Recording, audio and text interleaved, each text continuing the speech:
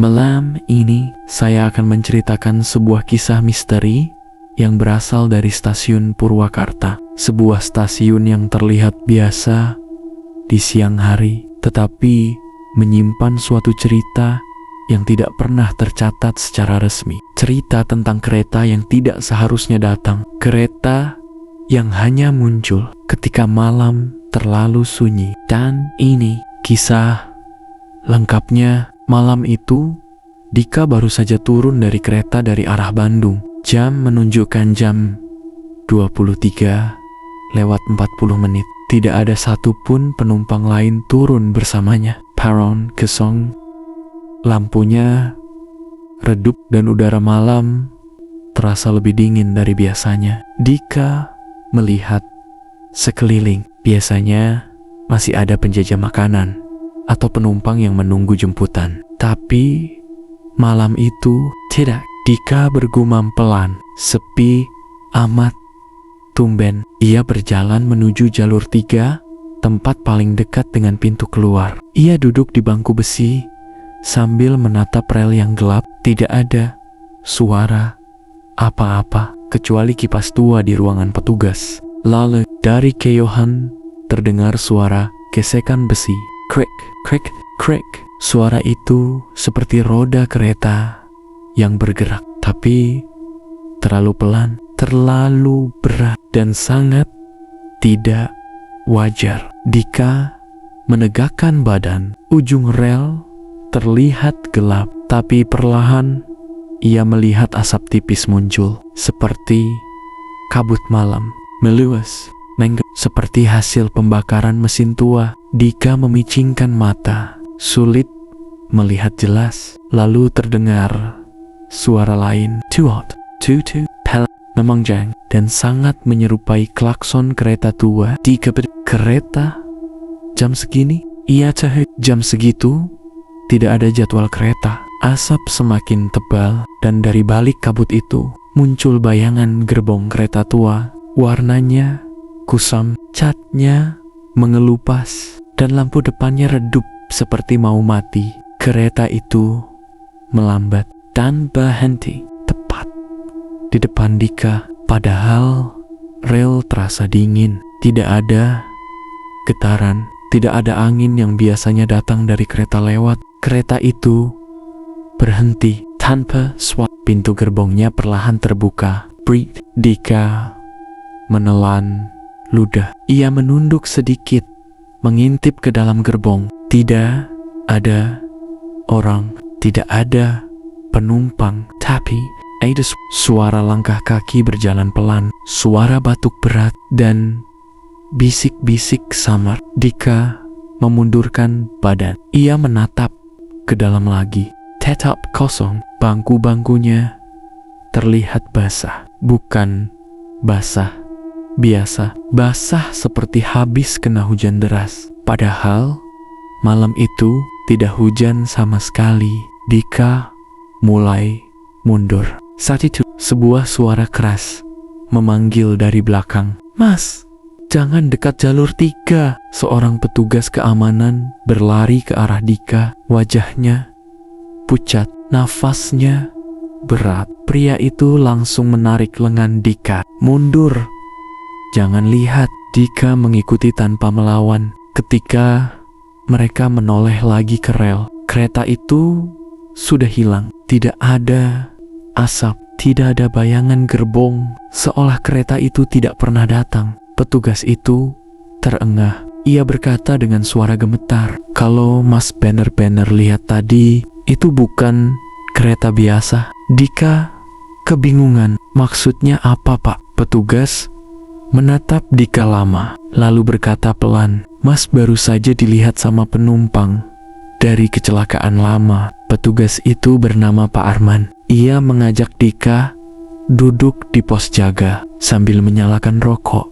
Tangannya gemetar. "Mas pernah dengar kereta yang hilang di Purwakarta? Kejadian tahun 80-an. Dika menggeleng. Arman melanjutkan, "Ada satu kereta dari Jakarta menuju Bandung. Harusnya berhenti di Purwakarta. Tapi kereta itu gak pernah sampai masinisnya hilang, penumpangnya hilang, gerbongnya hilang. Dika menjebak, maksud Bapak, kereta hilang begitu aja? Arman menatapnya serius. Kalau Mas lihat sendiri barusan, Mas harusnya percaya. Arman lanjut, kereta itu sesekali muncul, biasanya tengah malam, dan selalu berhenti di jalur ketiga, kayak nunggu penumpang baru. Dika merinding. Tiba-tiba radio di ruangan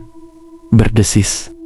Suara operator terdengar. Pos 3, cek gerbong rongsokan barat. Ada suara ketukan dari dalam, padahal harusnya kosong. Arman berdiri, mukanya berubah pucat. Ini mulai lagi. Dika menelan ludah. Arman menatapnya. Mas, ikut saya, tapi jangan jauh-jauh. Deretan gerbong rongsokan adalah tempat yang paling dihindari petugas. Banyak kejadian aneh terjadi di sana. Suara langkah di dalam gerbong kosong, bayangan orang berjalan, ketukan dari pintu gerbong, suara betuk, dan beberapa kali pintu yang terbuka sendiri. Malam itu, semua kejadian itu muncul sekaligus. Dari satu gerbong yang tertutup rantai, terdengar suara ketukan. Tok, tok,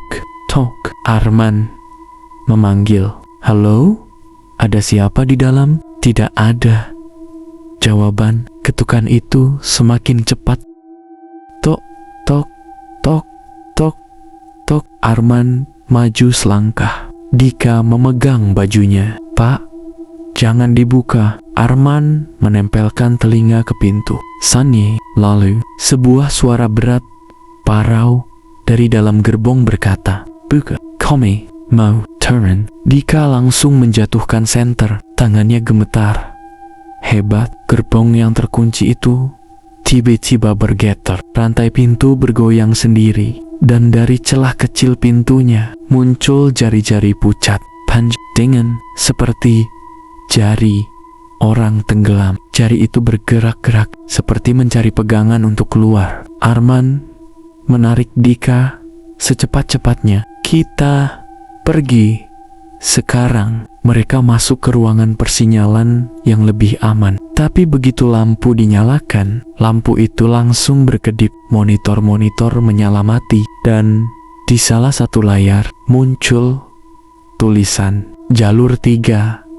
Penumpang baru terdeteksi. Nama Dika langsung pucat. Arman menatapnya serius. Mas, mereka sudah menandai Mas. Untuk menghindar, Arman mengajak Dika masuk ke lorong tua di bawah stasiun. Lorong itu sudah ditutup sejak lama karena tidak aman. Lorongnya lembab, bau tanah, dan besi karat. Di dinding ada tulisan lama, dilarang masuk, area berbahaya. Tapi Arman membuka pintu besi tua. Kita sembunyi di sini dulu. Ruangan itu adalah ruang arsip lama. Rak-rak kayu lapuk memenuhi ruangan. Dika membuka salah satu map tua bertuliskan kasus kereta bayangan tidak diungkap. Dalam map itu ada foto-foto masinis tanpa wajah, penumpang dengan mata gelap, gerbong yang sama dengan yang muncul di jalur 3, dan catatan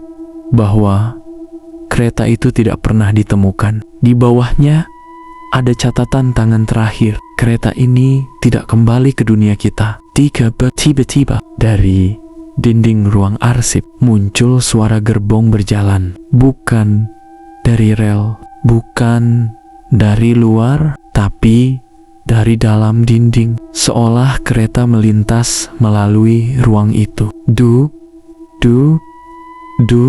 Dinding bergetar, lampu mati. Suara pintu gerbong terdengar jelas. Bridge. Arman berbisik, Mas, jangan lihat apapun. Saat lampu redup kembali, di dinding terlihat bayangan banyak orang. Mereka berjalan perlahan, kepalanya menunduk, seperti turun dari kereta. Bayangan-bayangan itu berhenti. Satu bayangan menunjuk ke arah Dika. Suara-suara berbisik, "Iska, Komi." Bayangan itu maju mendekat. Dika menutup wajah. Arman menariknya. Mereka lari naik ke peron. Namun sesampainya di atas, kereta tua itu menunggu. Lampunya redup, pintunya terbuka, kabut tebal mengelilinginya. Dari dalam, suara masinis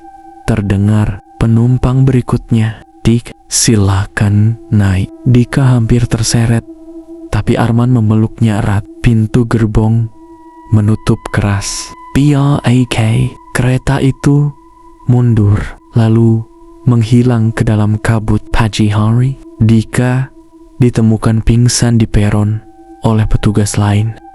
Tapi Arman menghilang. Tidak pernah ditemukan. CCTV stasiun malam itu menangkap satu hal. Bayangan kereta tua melintas di jalur ketiga tanpa bentuk kereta, hanya bayangan, dan pintu gerbongnya terbuka seperti menunggu penumpang berikutnya. Hingga hari ini, beberapa warga masih mengaku melihat kereta tanpa masinis lewat tengah malam, hanya di jalur 3 stasiun Purwakarta.